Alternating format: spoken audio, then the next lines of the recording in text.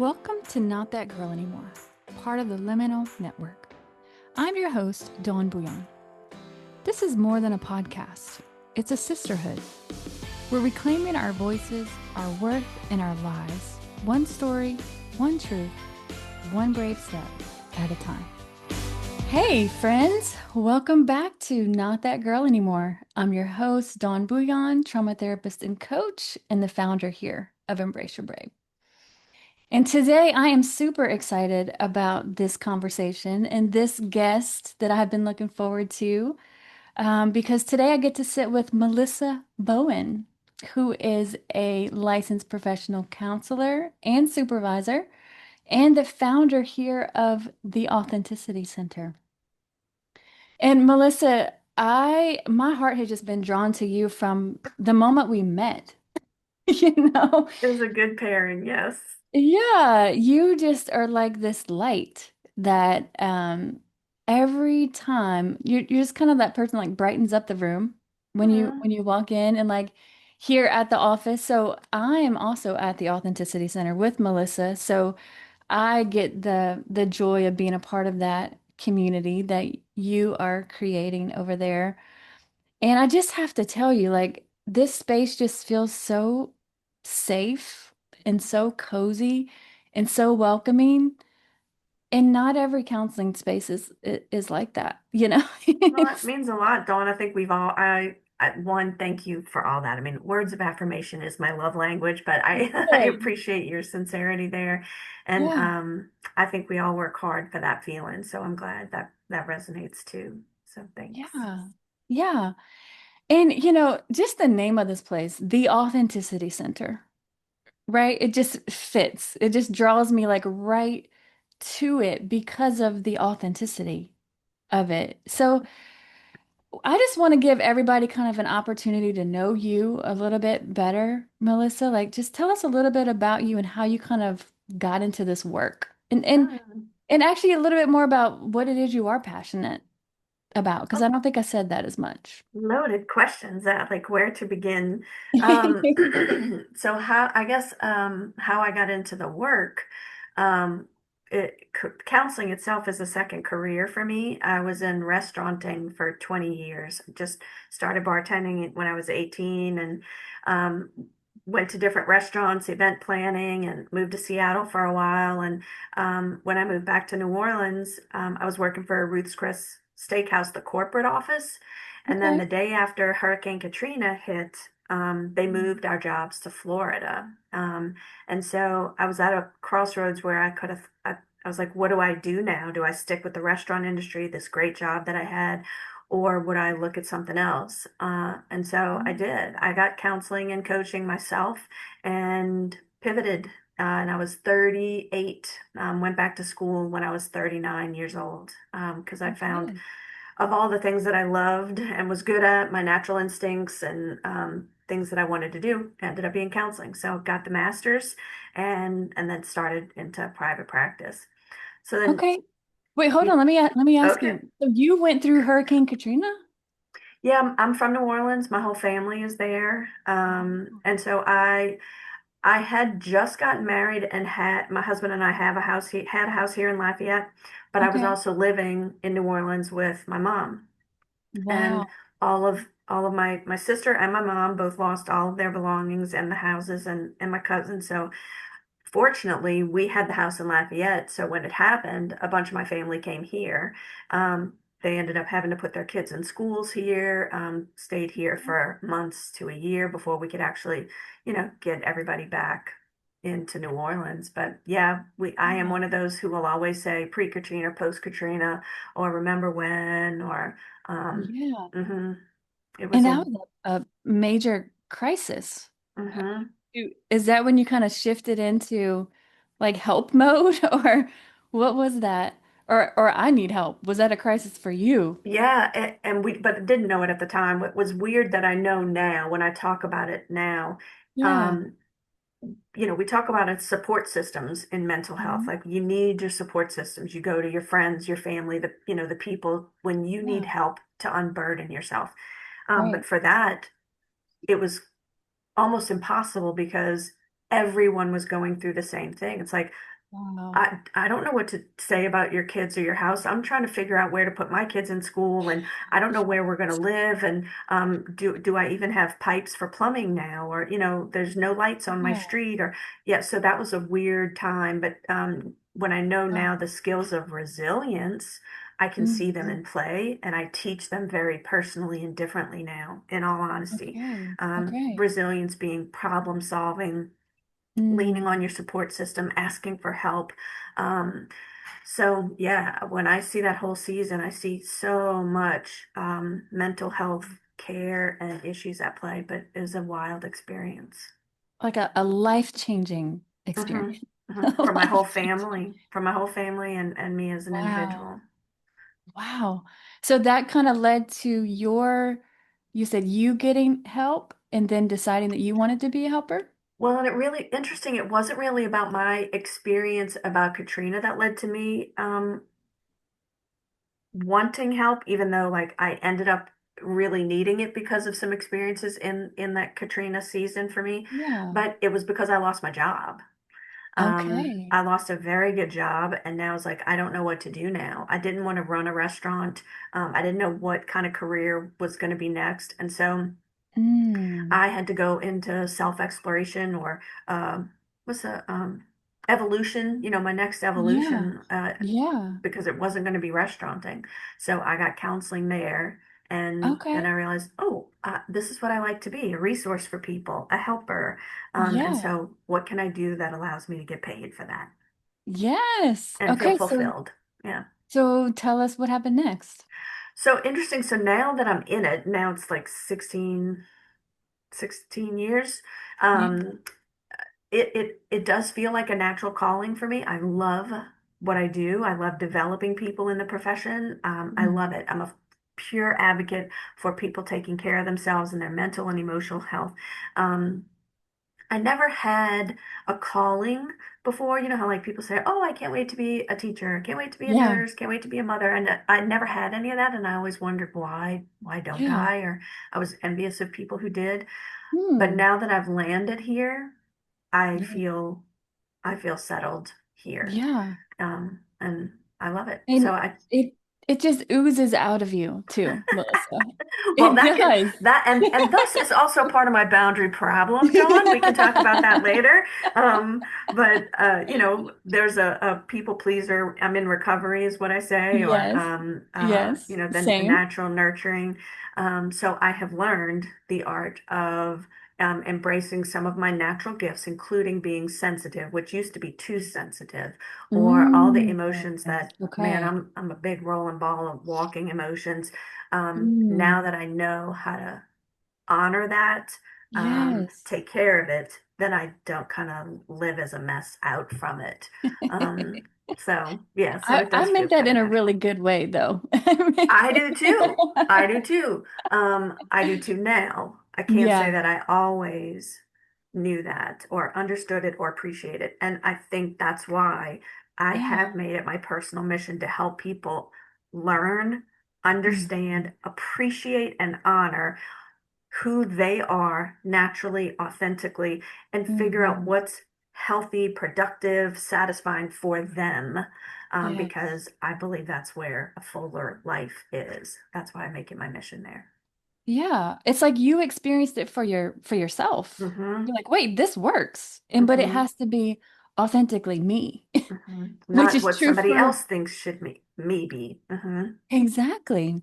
Hmm. Which is true for everyone else that comes into your office. Agreed. And And really, I that think everybody in the everybody in the world. world. Yeah, Hmm. exactly. Yeah, Yeah. Wow. Okay. So tell us about the authenticity piece. I know you have some training with Brené Brown, who I love. me Tell us too. tell us more about that. How did you get into that? What does that mean to you? Yeah, her work truly changed my life. So, Yeah. in 2014, she had just kind of come on the scene, like with visiting Oprah, and she wrote a book called I Thought It Was Just Me. Mhm. And I just kind of resonated with the things that she was saying. It's like, why do I feel like not enough? And all these things that I'm doing to help me feel better about myself. So I took Yeah. one of her online classes, Courage Works at the time. Hmm. And then it just kind of, all the work just started resonating. And I saw this whole connected online with a whole population of people who were doing the same work. I thought, oh my gosh, this is fascinating because you really do think it's just me that feels this way. I'm the only one that Right? struggles with this. And we do Yeah, believe that. it's true. But so then she put out a call for trainers, and then I was like, I am all in. So I am Wow. one of her trainers. And there's kind of a long story because the certification has changed a little bit last year, but a Okay. certified Daring Way facilitator. So we're trained in Mm. the Daring Greatly model of shame, resilience, vulnerability, and courageous action. So Wow. I'm able to do small groups, and I teach from her research, which changed Hmm. my life. So I'm open to sharing that with everybody else. Yeah. So, to the authenticity piece, when I got into a position to have an agency or even just more people than just me, in all Yeah. honesty, I started with an intern and I thought Wendy needs to work for somebody other than Melissa Bowen, LPC, LLC. So Mm. I was like, what, Hmm. if anything, would represent an agency that I would have? Yeah. And as long as the name is, and as hard as it is to say sometimes, authenticity was the what came up. The domain name was available, and thus the Authenticity Center was born. Yeah. Yeah. So, I love that. I mhm, love that. It draws me in like easily. And I'm like, it just feels like safety. Because mhm, the safest space I've ever been is my authentic self, you mhm. know? Um, Brené Brown has meant a lot to me too. I remember when her vulnerability The TED YouTube Talk. thing Mhm, went like viral. And then I just remember it like made so much sense to me. But what I appreciated so much about her is she's a researcher. So mhm. it's not She's like not a she just, counselor. yeah, I I don't know know. if people don't know that she's actually not a counselor. She is a licensed clinical social worker, but she does research. She's actually never done Yeah. psychotherapy and counseling, but it's research. And it was just for some reason that angle was just like, wait, this is like facts, Hmm. like this is Evidence-based research. yeah. Hmm. Yeah, on vulnerability, which was like a no-no word, you know, Hmm. or nobody talking about shame, but everybody experiencing shame. Hmm. So, what would you like if you would just give us like a little bit of insight into like the main message or the main thing that she teaches or that you teach? What would that be? Yeah. So, and can I give a caveat here first, a little Yeah, bit too? sure. So, as we know, like as research keeps researching, as people keep doing research Yes. and learning more about things, Yeah. there's a great piece that is evolving out of what some of her research lacks. Okay. And that is Interesting. there's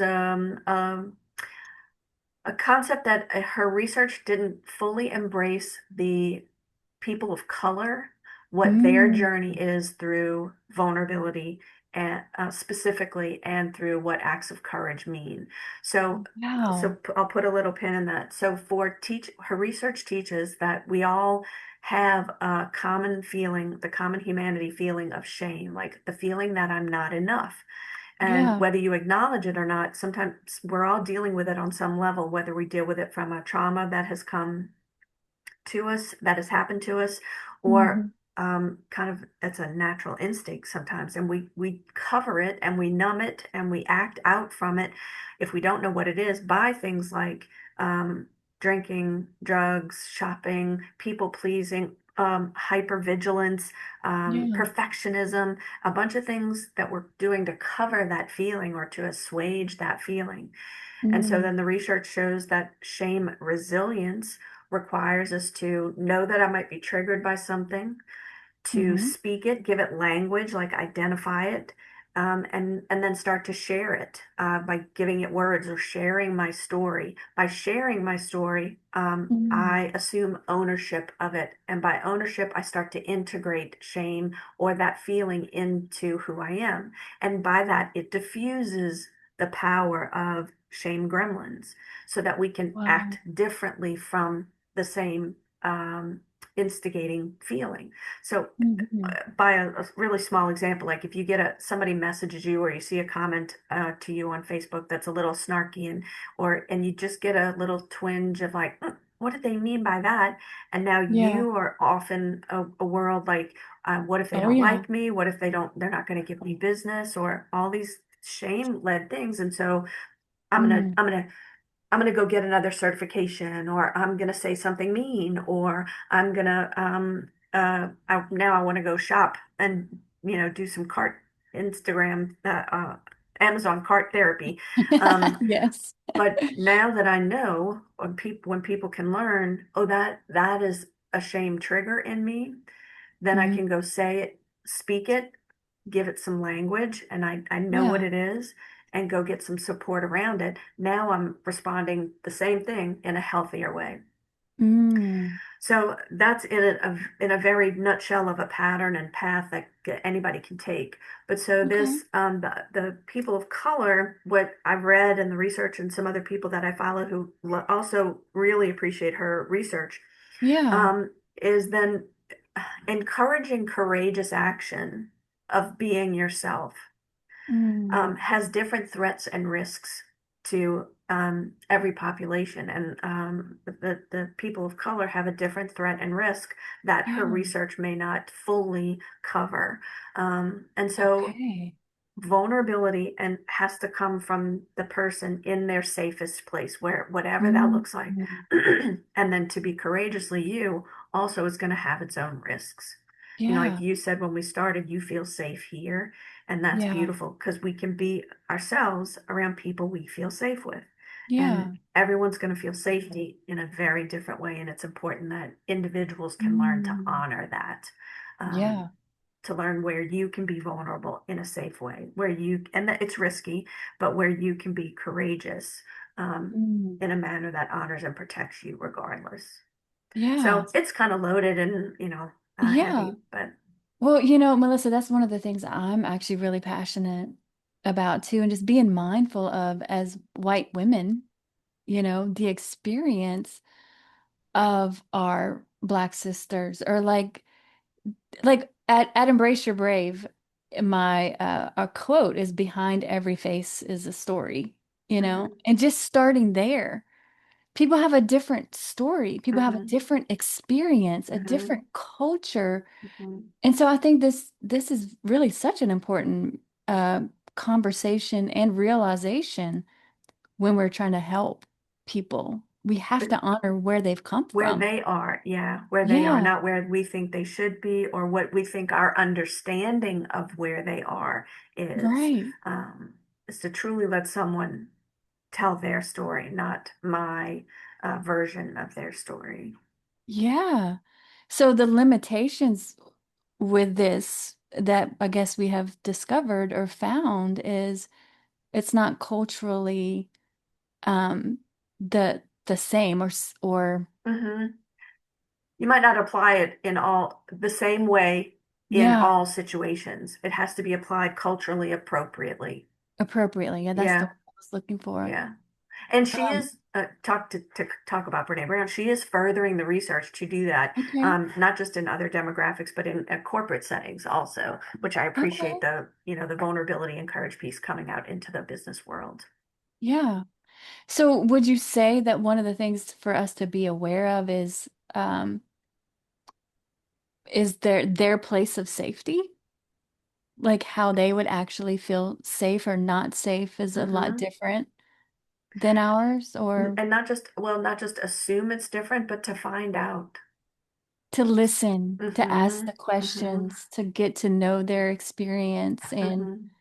just open up that curiosity and be Lead with part of, curiosity. yeah, be part of making the change. Like, And that curiosity piece that allows for vulnerability because then the other person doesn't believe that I'm judging or assessing or going to manage the other side. So yeah. if I lead with curiosity, now I'm just learning about you. That Mm-hmm. allows you to be vulnerable because there's no judgment on the other side. And then that person can own their story. And now we're connecting on something real and authentic. And I fully believe that that is where the magic of all life is when we can connect on real and genuine and authentic things, even if we're completely different human beings. Yes, yeah. It's almost like entering into their world, Mm-hmm. Mm-hmm. and helping them make sense of, As because counselors, for sure. yeah, yeah, because everybody makes sense in their story. Mm-hmm. But if we don't take the time to know the story, you know, and then if they've never had the opportunity, well, I know for my people, when they come sit on my couch and I ask them, okay, well, tell me who you are, there's like, I have no idea. Yeah. I don't Because know who I we am. we really don't take the time to do that, like any of Yeah. us ever. We're too busy raising kids, trying to do the work to pay the bills, and the Mhm. hustle and grind culture, especially here in the United States. Yeah. We're the perfectionism and the hustle is rewarded. Yeah. Hypervigilance, the So true. overworking, overfunctioning, it's so rewarded. It's like, oh, they're a great worker. They'll do everything for you. God Yeah. forbid anybody take a nap, or just True. take a break. It's like, oh, must be nice, and not that Yes. anybody says that to me because they know I know, yeah, it's nice. A nap is nice. I'm all for it. Um, Yes. but we don't. Yeah, we're all just doing, so busy doing. We miss the being. We miss the being Yes. part. Yes. I actually just released a podcast this morning on how we normalize what Mm-hmm. harms us and we Mm-hmm. stigmatize what heals us, you Mm-hmm. know? And so we've normalized kind of that people-pleasing, perfectionistic, Mm-hmm. driven drive culture, disconnected from yourself, disconnected from each other, just Mm-hmm. like, and even praise it, even to Yeah. the point where we kind of like, we expect it. So we don't even see what's wrong with it, the Yeah. harm in it. Yeah. And then we stigmatize what actually would help us, Mm-hmm. like a nap, right? Or like therapy, or like medicine, or whatever that is. Like, I'm like, wow, the system has really kind of set us up to keep us unwell. Yeah. Yeah. But the other part of that is we're the only ones that can do something about it.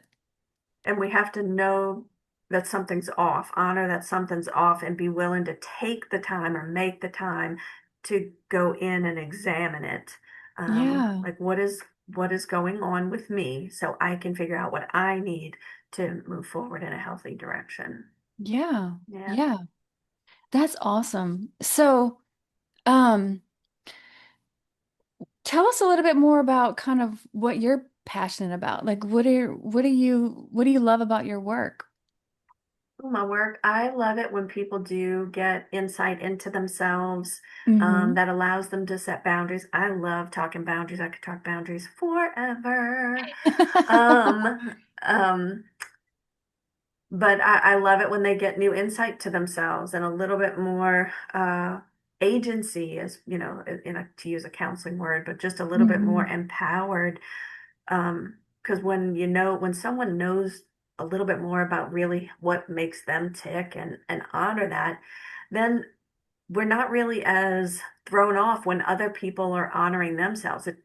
When I'm Yeah. grounded, it doesn't bother me when you're off doing whatever, because if you being you really throws something off about me or is unhealthy for me, then I'm grounded Hmm. enough now to set a very healthy boundary Right. where we can be in a perfectly fine relationship, but that doesn't mean I invite you to Sunday dinner.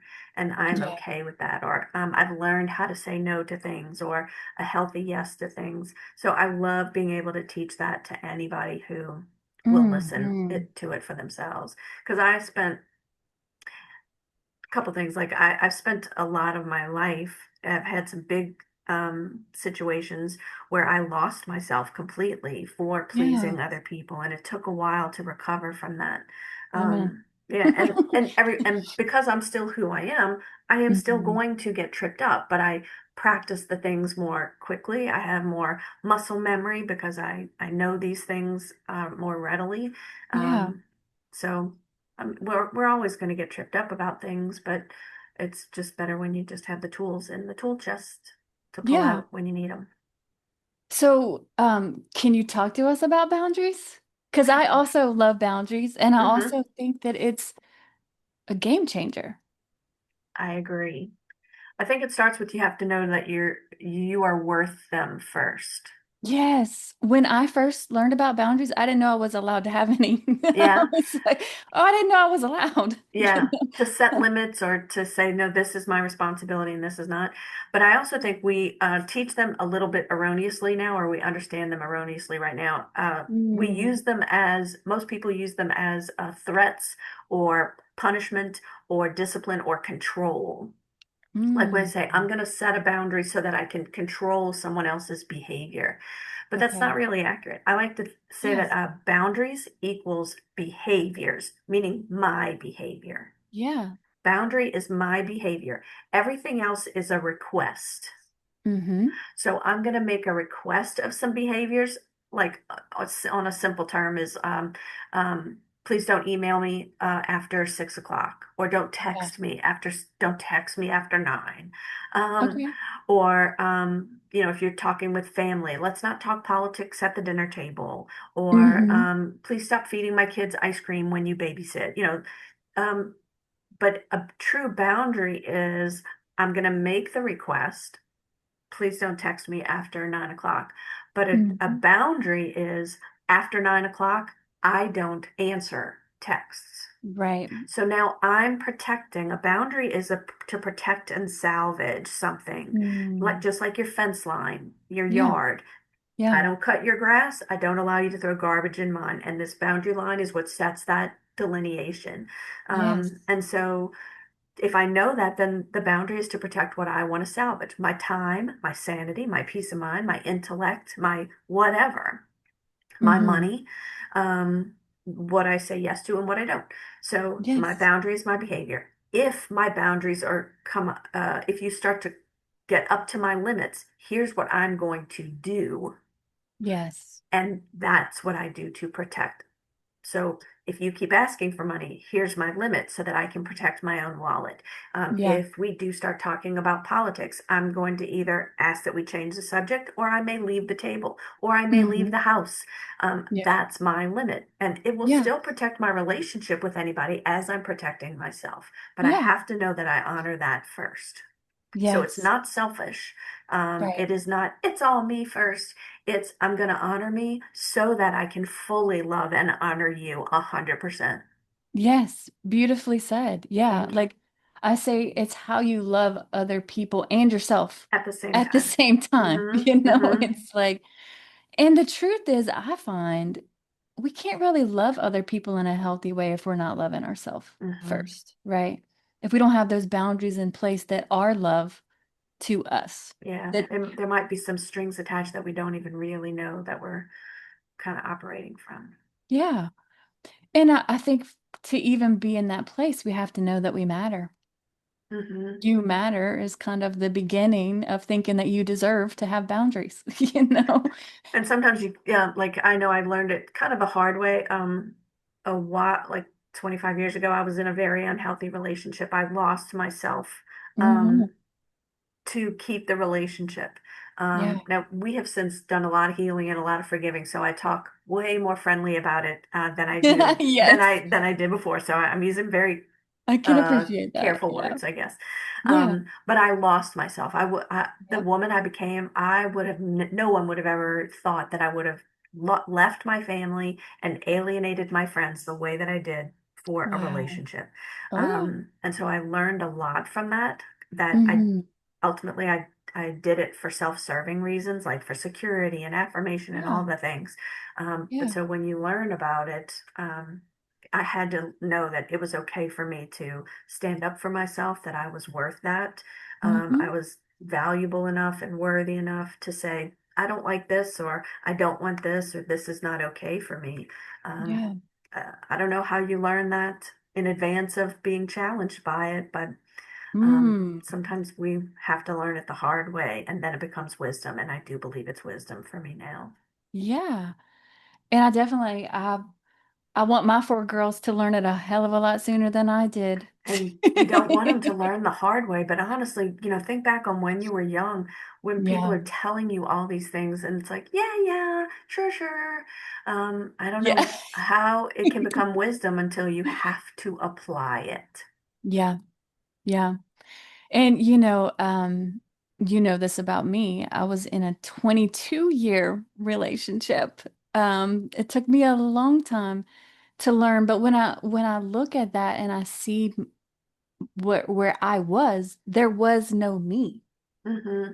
in the relationship. Like more and more over time, it was about trying to please the other person, trying to or trying to fix the other person, trying to heal Mm-hmm. the other person Mm-hmm. was Mm-hmm. was more true for me, Mm-hmm. thinking, oh, that's such a good thing to do, or that's my Mm-hmm. responsibility, which I think is part of our conditioning and deeply connected to how we grew up and our childhood and what we learned. And, for me, I think survival was self-abandonment.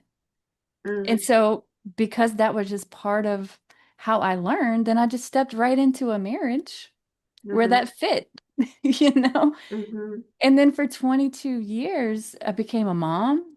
And, so being a Yeah. mom, everything is about serving everyone else, Yeah. but completely lost me. Mm-hmm. I don't even recognize myself when I look back. I look back on pictures and I'm like, who is that? Yeah. Yeah. You know? But I think that this is something that so many women can relate to. At any age and stage, so that you know that it's Yeah. never too late to also say, I wonder where I am in this, and then Yeah. to start doing some work immediately to Mm. figure out who I am first and how do I fit in this if I even want to anymore. Yeah. Yeah. Yeah. Yeah. Absolutely. It's never too late. Start today, right? Right. Amen, sister. Start today. Um, so we've kind of talked about it a little bit, but why do you think people are so afraid of authenticity? Oh, because it's risky. It is hella risky. Yeah. We risk judgment, alienation. I mean, at our core, if you think like, prehistoric, if anybody stood out from the pack, I mean, really think like Mhm. animals, then you were the one that got picked off. You were the one that Yeah. got eaten. Yeah. This is actually an example I gave in, I did a TEDx. I did a TEDx talk, and this was the Oh, example. But it's like, whenever somebody stands out, it's like, well, look at that. mm, Even if somebody's quiet, that is authentic. It's not just like somebody stands out, but like, can I yeah. honor the fact that I'm quiet, or I'm not the one that shines out here or is boisterous here, but I'm just being myself, whatever that looks like. Yeah. It's risky, and so that alone is vulnerability. Mm, But the thing about risk is it could go either way. It could go poorly where judgment and ridicule or ostracizing happens, yeah. but then that will also tell us who are safe people, who are people we want to be in relationship with or not. The Yep. other side of that risk and that we take is, here I am being myself, whatever that means. Hmm. And then I find people who honor it, who respect it, who protect it and love it, Yep. or relate with it. Now I can find belonging, Mm, whether that's at work or in my leisure time or personal, intimate relationships. So it's worth the risk because that sense of belonging gives us a strong sense of ourselves too. But we have to yeah. start with relating as ourselves first. So authenticity is risky just inherently, just to be Hmm. ourselves. Hmm. Yeah. But you know what? It's so interesting. Um, it's like that's a cost that I refuse to pay again is losing me, you know? Mm-hmm. Like, because I Mm-hmm. have found going through with a divorce in the Christian world is a pretty lonely Mm-hmm. experience, but it was actually me choosing me to get out of that. And even though it's been lonely and I have, lost a lot of people in this process, especially in talking a lot about abuse and things like that, that people just really aren't comfortable talking Yeah. about and want to turn a Yeah. blind eye to. But it's almost like, but I have me. Mm-hmm. And I would not trade that ever again. Yeah. I And just would not. now you can find other community who Yes. give you space to belong as you and not compliance you, or Yes. perfect you, or yeah, you belong as long as you fit into the mold that we say you belong to. So then Mhm. it's just a more richer, fuller relationships and living. So good for you, Dawn. It really is. And it's like my circle gets a little smaller every day, it seems like. But the But people in that richer. circle, absolutely. The Hmm. people in that circle, they truly love me. They Hmm. truly love themselves. They're truly make it where you really are better and stronger together Hmm. Hmm. in that space. And to me, that's so much more richer and like Hmm. actually more living than that space where we just let everybody in and let everybody crush us and let everybody try to Hmm. please everyone else and lose ourselves, Yeah. It's like it's so much more costly to stay there Yeah. than to be over here in my own little authentic space where I am safe, and I am me, period, Hmm. Hmm. unapologetically, you know? And you doing that a lot gives other people the space to do that too. So you model Yeah. that. Whether, I think whether we talk to people about it or not, you just living that, Hmm. someone is going to notice that, and you'll be a role model to somebody that you probably don't even know about. Yeah. Yeah. And it's what I'm passionate about as a therapist too, Mm-hmm. because it's like, wait, no, no, no, you matter. Like we Mm-hmm. want you. We want you Mm-hmm. and your authentic self. Like, because and I tell people all the time, I don't just want you to heal. I want you to live. I want you to Yes. thrive. I want you to Yes. Life is dream, too short. you know? Mm-hmm. Yeah. And I feel like that is how we're going to heal the world, by everyone healing themselves and Mm-hmm. becoming their authentic selves and then living in their passion, living in what they're truly gifted in. They are i- authentically themselves. When we're all doing that, can you imagine, Oh yeah, that Melissa? there's a quote, and I'm gonna mess up his name. It's Thoreau, I think. To the world needs more people to do what makes them truly come alive. Yes. Yeah. And it's so true. And I think Mm-hmm. as we experience that ourselves, I feel like I'm dabbling in it, and it's like you just want more of it, but you want more people to experience it and Mm-hmm. realize that it is possible, Yes. you know? Yeah. And I'll also say we only get one life. I Yes. want you to live the damn thing, Because it's short, man. It is Yeah. short, and we want it to be full. Yeah. Yeah. Yeah. Absolutely. So if there were kind of women listening to this today, what is your message to them? And I Mm-hmm. say women because I work with women and this is Mm-hmm. a woman's kind of podcast. But Yeah. even though I know my brother listens and he's the man, but Oh, that's sweet. That's he's supportive. he's amazing. Mm-hmm. Um, but for the women that are listening today, what would be your message to them?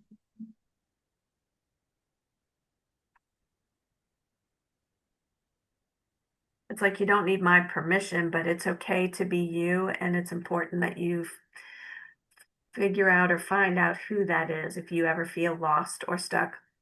Yeah. Because I know, like, I like a good midlife crisis, is what I say, but because we Yeah. also keep evolving as humans too. Mm. And so sometimes we might have come from a very good, full, rich season. Maybe it's careers or jobs or kids, or Yeah. relationships, and we get we keep evolving. If we know that we keep evolving, then my interests may change. My abilities are certainly changing. Then it's okay to keep examining what is my life, and who am I now? What is it for this season of my life? And it's not that one I'm going to judge it, or begrudge it, or think that it was wrong. It's just Mm. not right for me now or moving forward. So I think just keep acknowledging that you are worth knowing, you are Mm. worth being, and it's okay to take the time to figure out who you are and what you need at any stage, age, or season of your life.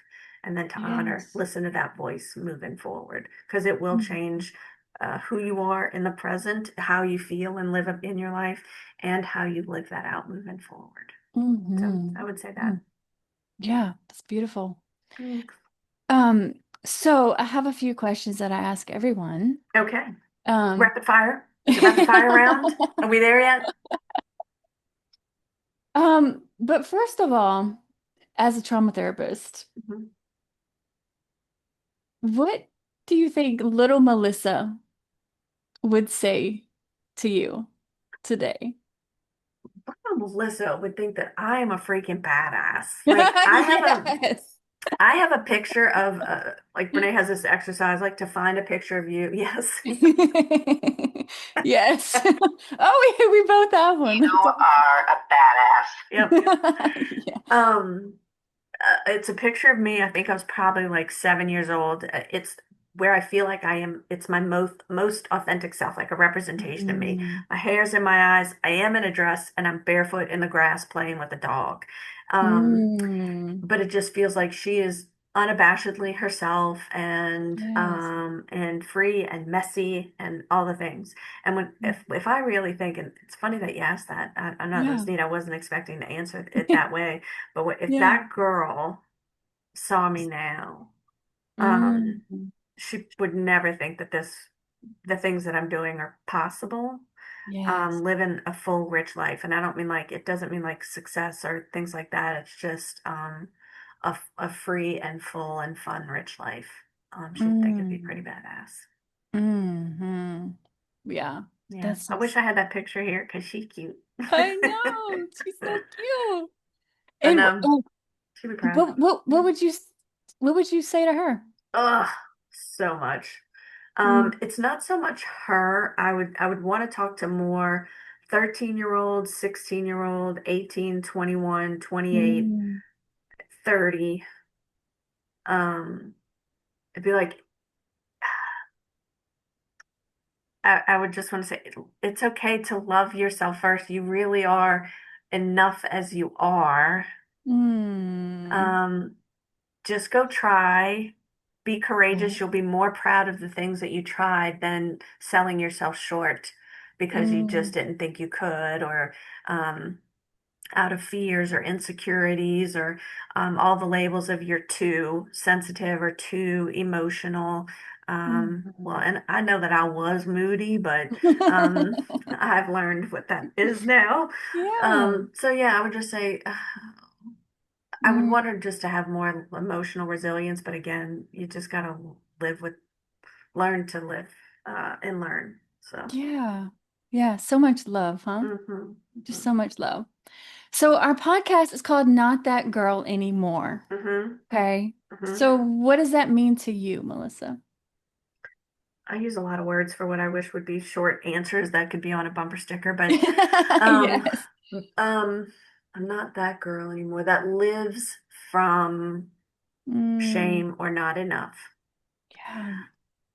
I am still the girl that has it. I think to a degree we're all Yeah. going to have it, but I'm not the girl that lives from it anymore. Yes. Yes. Um, so that's what I mean by that, Mm, that I've learned where that I'm not going to be everything. I don't have to be everything to be everything I need to be. yes. Uh, Oh, I know. yeah. What did I? No, We're gonna have wait, to that replay write that. that That down. sounded good. We're gonna Yeah. have to replay that. I don't Yeah. have to be Okay, Dawn. Yes. I don't have to be everything to be everything I need to be.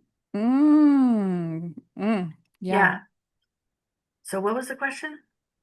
Not that girl anymore. What Not does it that girl mean to anymore. That you? that she lives from enoughness now. She lives from a place of Yes. being enough as she is. Messy and all. Not perfect. Yes. Yes. Certainly not perfect. Um, but Mm, yeah, yeah.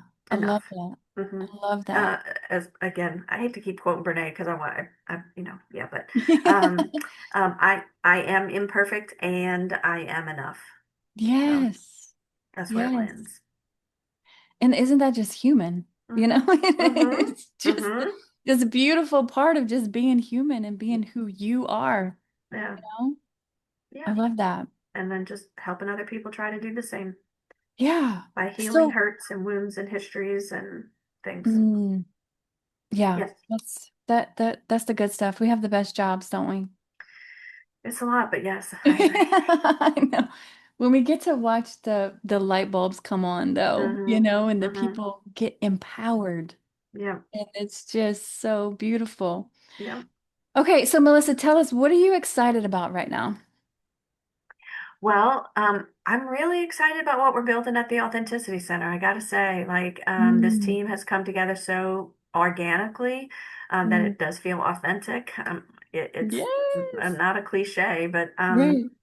I love that we're able to build the community for the counselors here to have feel like a good place to work, and also the clinical Mm, skills, the compassion to really serve a diverse community. I'm super excited about that.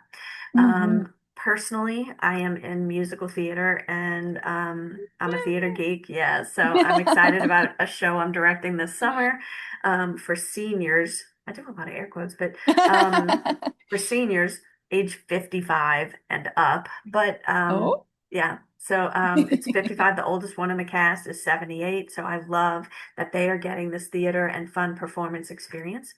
Wow. Um, I'm going That's to visit some awesome. girlfriends in Seattle next week. And Nice.